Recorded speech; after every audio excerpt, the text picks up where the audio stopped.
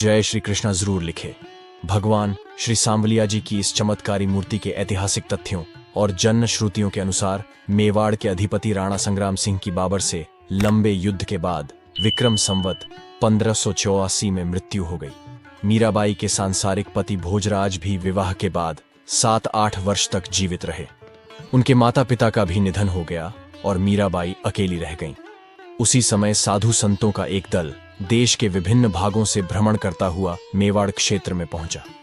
इन साधुओं की मंडली के पास गिरधर गोपाल श्री सांवलिया जी की 4 मूर्तियां थीं। जमात द्वारा प्रतिदिन इन मूर्तियों की पूरे धार्मिक अनुष्ठान के साथ पूजा की जाती थी और भजन कीर्तन होते थे, जिसमें बड़ी संख्या में श्रद्धालु भाग लेते थे। चित्तौड़ के पास बेडच नदी के तट पर एक रमणीय हरे भरे स्थान पर श्री सांवलिया जी की 4 मूर्तियों के साथ इस जमात के आगमन और पड़ाव पर आसपास के क्षेत्रों से असंख्य भक्त उनके दर्शन के लिए उमड़ पड़े और वे भजन कीर्तन के साथ आनंद मनाने लगे। संयोगवश भक्तिमती मीरा को भी इसी जमात में सत्संग का अवसर मिला। जमात में श्री सांवलिया जी की 4 मूर्तियों में से एक ने मीरा का मन मोह लिया। वह इन मनमोहक सांवलिया जी की मूर्ति को निहारती रही, वीणा बजाती रही, नाचती रही और भजन गाती रही। संतन धींग बैठ बैठी लोकलाज खोई।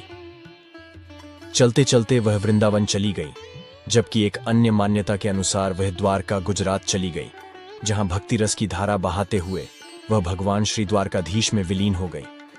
इधर मीरा को मंत्रमुग्ध कर रही सांवलिया जी की छोटी मूर्ति सहित 4 मूर्तियों को लेकर साधु संतों का वह समुदाय भ्रमण करता रहा। ये 4 मूर्तियां दयाराम नामक साधु की टोली के पास थीं। समय बीता, महीने बीते, साल बीते इत्यादि।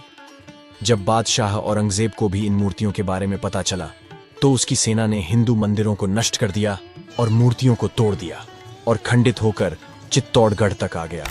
इन 4 मनमोहक मूर्तियों की रक्षा के लिए संत दयाराम की टोली को आगे आता देख और औरंगजेब की मुगल सेना को उनका पीछा करते देख भगवान की प्रेरणा से दयाराम की टोली भातसोड़ा के पास बागुंड गांव के पास एक बरगद के पेड़ के नीचे 10-15 फीट गहरा गड्ढा खोदकर 4 मूर्तियों को उसमें रख दिया गया और मिट्टी से भरकर साधुओं ने उस स्थान पर धूनी जमा ली और भजन कीर्तन में लग गए।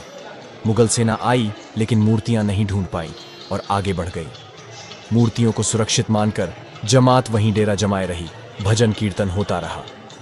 बाद में जमात के मुख्य महंत का निधन हो गया। बाद में अन्य संत भी एक एक करके वहां से चले गए, लेकिन 4 मूर्तियां बरगद के पेड़ के नीचे जमीन में सुरक्षित रहीं।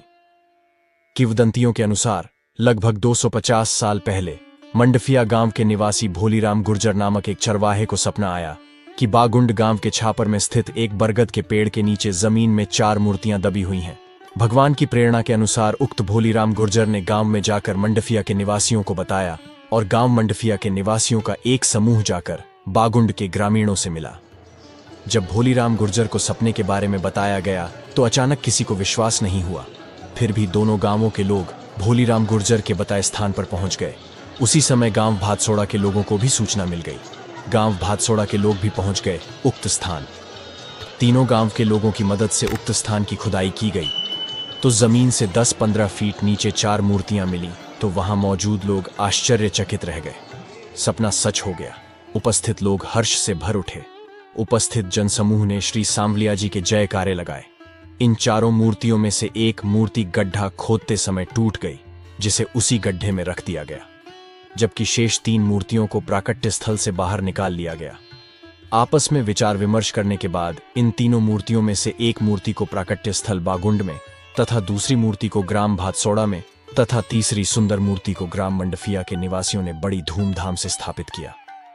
धाम सहित श्री सांवलिया सेठ के जयकारे लगाते हुए मंडफिया लेकर आए। श्री सांवलिया जी की मूर्ति को अस्थायी तौर पर परेंडे स्थित भक्त भोलीराम गुर्जर के घर में स्थापित किया गया था। मंडफिया गांव में भक्त भोलीराम के घर में अस्थायी रूप से श्री सांवलिया जी की वही मूर्ति रखी हुई है जिसने भक्त मीरा का मन मोह लिया था और जिसे देखकर वह आनंदित होकर नृत्य करती थी। श्री सांवलिया जी में वर्ष भर विभिन्न पारंपरिक धार्मिक उत्सवों का आयोजन किया जाता है। मुख्य रूप से जन्माष्टमी, जलझूलनी एकादशी, 3 दिवसीय विशाल मेला, दिवाली और अन्नकूट देवउठनी एकादशी, निर्जला एकादशी, देवशयनी एकादशी, होली, शरद पूर्णिमा, बसंत पंचमी, महाशिवरात्रि आदि त्योहारों का आयोजन पूरे हर्षोल्लास के साथ भव्य तरीके से किया जाता है। हर माह कृष्ण पक्ष की चतुर्दशी को श्री सांवलिया सेठ का भंडार दान पेटी खोला जाता है तथा हर माह अमावस्या को महाप्रसाद का आयोजन किया जाता है। श्री सांवलिया जी के भंडार से प्राप्त आय की राशि न केवल मंदिर निर्माण और धार्मिक कार्यों पर खर्च की जाती है, बल्कि इस आय का एक बड़ा हिस्सा जन कल्याण कार्यों जैसे मंदिरों, संपर्क मार्गों, पेयजल, रोशनी और स्कूल भवनों के निर्माण पर भी खर्च किया जाता है। प्रभु श्री सांवलिया सेठ के चमत्कारों के बारे में कई किंवदंतियां प्रचलित हैं और कई लोग आज भी कई चमत्कारों के प्रत्यक्षदर्शी के रूप में मौजूद हैं। प्रभु श्री सांवलिया के गर्भगृह के पास दाहिनी ओर दक्षिण दिशा में एक कुआं आज भी स्थित है, जिसे घी कुआं के नाम से जाना जाता है। गांव के कई बुजुर्ग और कई प्रबुद्ध लोग अपनी कहानियां सुनाते रहते हैं कि एक बार अन्नकूट के दिन मालपुआ बनाने के लिए अन्य सभी आवश्यक सामग्रियां पर्याप्त मात्रा में थीं, लेकिन बड़ी संख्या में तीर्थयात्रियों के आने के कारण घी कम पड़ गया। भक्त भोलीराम के प्रयास के बाद भी आसपास घी उपलब्ध नहीं हो सका। परिवहन के साधनों के अभाव के कारण तुरंत बाहर से घी प्राप्त करना भी संभव नहीं था। इससे पहले कि भोलाराम श्री सांवलिया सेठ को पुकारता, दरवाजे पर खड़े एक बहुत बूढ़े सज्जन ने भोलाराम से पूछा कि इतना परेशान और घबराया हुआ क्यों है। भोलाराम ने अपनी परेशानी का कारण बताया। इस पर वृद्ध ने प्रेरणा दी कि पास के कुएं से आवश्यकता अनुसार पानी निकाल लेना और व्यवस्था हो जाने पर उतना ही घी वापस उसी कुएं में डाल देना। भोलाराम ने वैसा ही किया। कुएं का पानी कढ़ाई में गिरते ही घी बन जाता था और आवश्यकता अनुसार मालपुए बन जाते थे। सानंद अन्नकूट का अनुष्ठान संपन्न हुआ। प्रेरणा देने वाले सभी लोग उस वृद्ध को ढूंढने लगे, परंतु उसका कहीं पता न चला।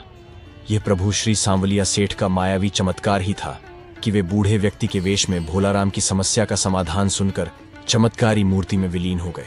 1 करोड़ रुपए से भी अधिक निकल जाती है। इस वृद्ध को देखते हुए प्रभु श्री सांवलिया सेठ के द्वार के पास लगभग 5 करोड़ की राशि एकत्रित करने की क्षमता वाला 125 किलो का भव्य एवं कलात्मक चांदी का भंडार दान पेटी स्थापित किया गया है।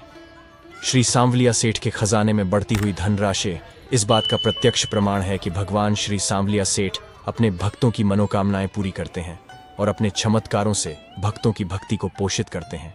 श्री सांवलिया जी का भंडार अनोखा है। जितना पैसा बढ़ता है, खर्च उतना ही कम होता है। दोस्तों, आज के वीडियो में इतना ही। आशा करते हैं आपको ये वीडियो पसंद आया होगा। अगर हाँ, तो हमारे चैनल को सब्सक्राइब करें और वीडियो को लाइक करें।